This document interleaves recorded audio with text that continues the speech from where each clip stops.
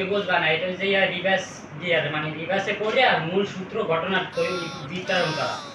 ও তুমি এত বুদ্ধিমান হয়ে গেছো, তুমি তো তোমার থেকে কিছু প্রশ্ন জিজ্ঞেস করাই লাগে। প্রশ্ন করবা? স্কুলে স্যারেরা আমার প্রশ্ন করতে ভয় পায়, বাইতো তুমি করো, কি করবা করো। আচ্ছা মনে করো একটা গাছে 10টা পাখি আছে, তার ভিতর থেকে তুমি একটা পাখিকে মাইরে দিলা, তাহলে কয়টা পাখি থাকবে?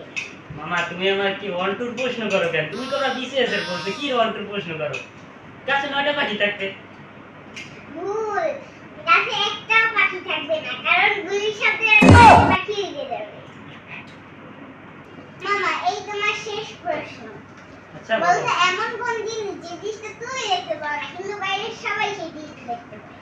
মামা এটা হইছে আমার বুদ্ধি। ভুল, সেটা হচ্ছে কি আপনার বোকামি, যেটা আপনি দেখতে পান না কিন্তু বাকি সবাই দেখতে পায়। আচ্ছা মামা তুমি যাও, আমি আবার খবর কাগজ উল্টা করে পড়ি, তুমি তাই চকলেট খাও যাও।